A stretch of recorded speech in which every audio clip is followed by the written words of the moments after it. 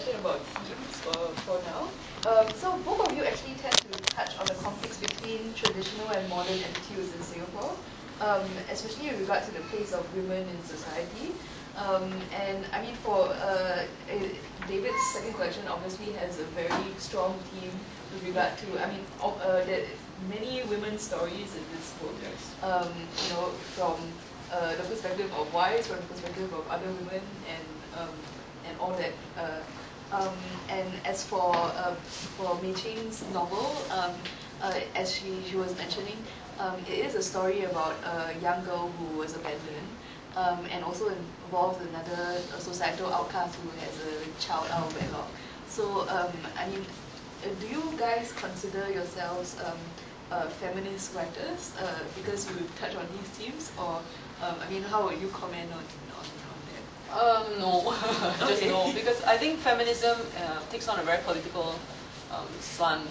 So I don't consider myself political at all. I just talk about human beings, and it so happened these stories came from girls, you know, a female perspective. Sure. But there are some short stories that guys, well, or children. Well, so it's more. The gender doesn't have much to do with the struggles they went through, or the feelings they had.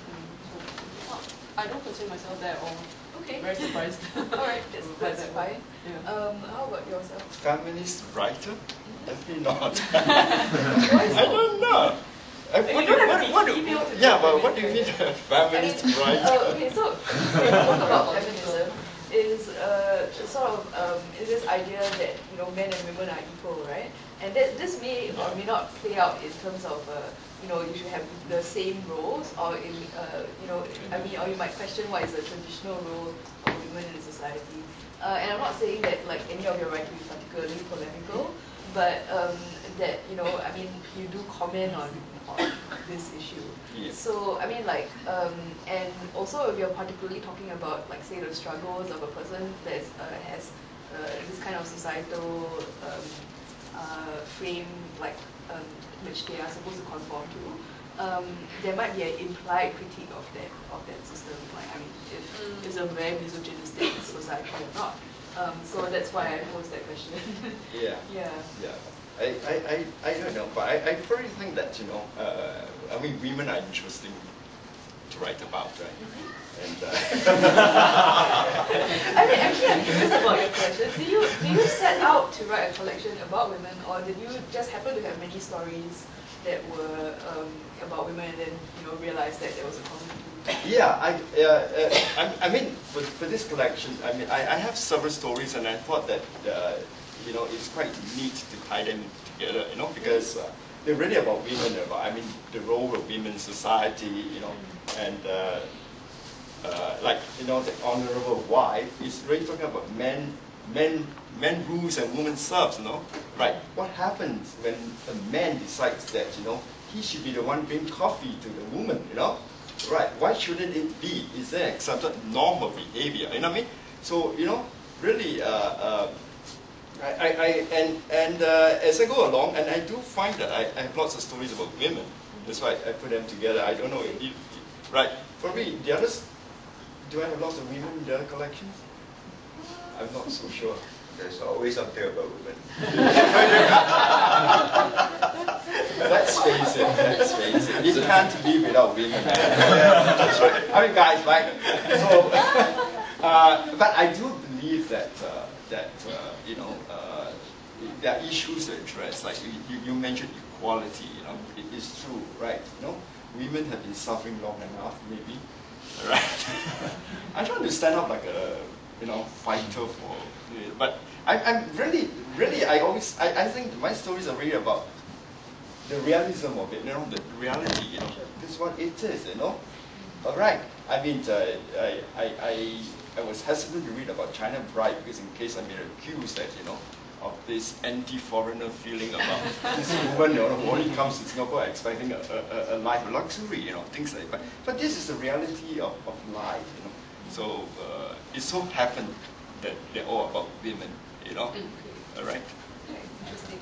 A little question. Yeah. Because when you write about women, right, it's like you're taking on the voice of a woman, and are you very comfortable with that? And also, do you think that does it ever cross your mind whether you're accurately representing how they feel? Okay, but if you look at it, I do not write in the voice of a woman in that sense, because in fact, when these stories first appeared, somebody made a comment that, I seem to be telling other people's stories, right? In the sense that I have a third voice, all right? And in fact, it's quite true. I feel comfortable telling other people's stories, but it make it as if it's my own, because, like, for example, if you look at stories called Lovers, there, it's really about three people, and three people I know. I'm telling their story, all right?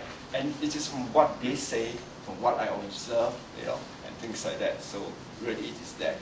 Comfort women, again, I'm not assuming the voice of the woman, because I happen to be Japan, and my business associate, wanted to have a drink, and then we went to this lounge, and then I just talked, just listen to what's going on. And at that time, comfort women was an issue, there was protests in the street, and things like that. Again, I'm telling their story, are we treating these people right? They might say that there is a moral to that. No, so things like that. So I don't know which stories do I have. I'm not so sure that The one that struck my mind was Madame Dubois. Oh, I see. Yeah. Yeah. Whether she would have behaved like this, I don't know. You tell me. I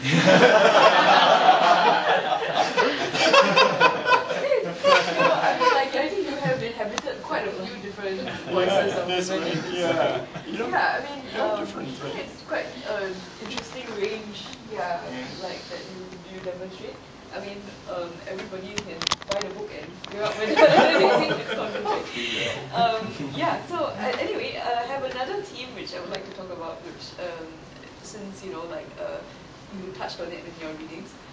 It seems that there's a prevalence of ghosts or dreams and spiritual things in the readings today. And since we are in the 7th month, maybe we can pick it up. Do you personally, sort of believe in them, and does that inform your writing, or is this something which you were approaching more like anthropologically? Anthropological. I find that our culture is so interesting. I studied in the States, so they don't believe in ghosts. They call it poltergeist, right, or something like that. But and their poltergeists or ghosts are always evil, some demon or somebody. But in our culture, it's very different. It's so much a part of my youth. We are surrounded by it. All the cultures have some kind of supernatural or spiritual representations of ancestors or the deities or something. And I remember I had a colleague. He was an American, and he told me once about his girlfriend. He said, "Oh, she's very spiritual." I said, "Oh, what do you mean? Pray every day or meditate or?" Oh, she believes in ghosts. Everyone is spiritual. It's very strange. The idea of whether I believe in it myself, I've tried to see one. I heard stories about how at midnight, if you're on a highway, you look under your legs and you call out, you'll see something. I tried at the side of a road, not highway maybe, but I didn't see anything. Luckily, because some people tell me you don't want to see that, and I did listen to feng shui, to see, and they said that people with very low yang qi, so people who are sick or who have been very stressed or affected by death, they might get to see spiritual or stuff, and some people whose yang qi is very high, they never, ghosts avoid them. But it doesn't mean that ghosts are always bad, because sometimes they want to do. So I haven't seen one, and I think I'm scientific enough. Until I see one, I can't rule out that they don't exist or they exist, right? But I don't know. I think our culture, we have so much of this, and every little thing, right? You go by the roadside, you see this, and people worship this tree that looks like a monkey, or and for me also, I'm very interested in mythology. I think a lot of this has to do with mythology as well. So I like fantastical stories, and I think in our humdrum lives, sometimes we attribute things to myths and legends and fantasies. So yeah, I have interest in that. So I collect stories from that and from all kinds of cultures. I haven't seen. Or maybe I shouldn't want to see one. But I'm curious, I'm very curious. Okay. Oh, the name of research. You hear about Pontianaks in the leaves and all that, kind of. Maybe my yang qi is very high. Take the MRT at Newton, Hitler's ghost. What? There is? Okay. Okay. A slightly related question to David. So in his collection, the Fragrance of Durians, I noticed that there's a quite high mortality rate amongst your characters.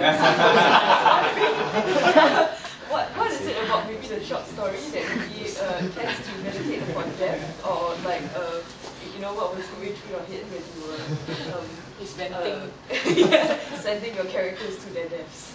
When this book was first published, or rather the editor then at that time, a wonderful woman called Diana Thompson, from New Zealand, was editing the book, and she said to me, "Gee, all the stories in there are so sad. You like to change one and make it happy?" So I thought about it. I said, "No, I mean it's not the idea of making happy." So I didn't do it for her.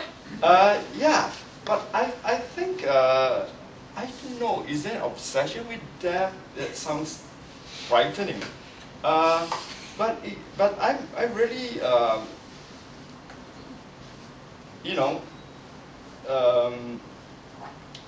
if I look at the fragrance, there are only 10 stories in here. The first story really deals with the yearning of the heart, and how this poor woman has always been waiting for that time of year to feast upon her favorite fruit, which is the durian, and of course there's a sad twist to that. And then Fairwater Island. Okay, I should be telling them what happened, right? Okay. But you raise this thing of death. You say lots of death, but really it's not a lot of death, But the obituary, I think they are. I tend to develop on the state of mind, right? When you talk about retirement, what is your state of mind? You're going to, and things like that, and we all grow old and we think about impending death.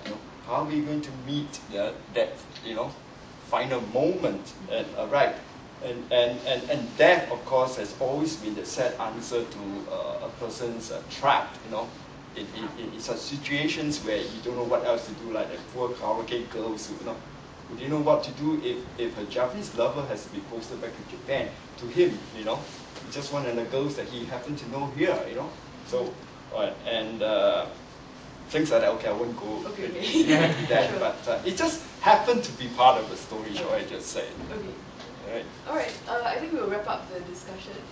But should we open it to the floor? Yeah. So if anybody has any questions to pose to either author or both, we hear from you.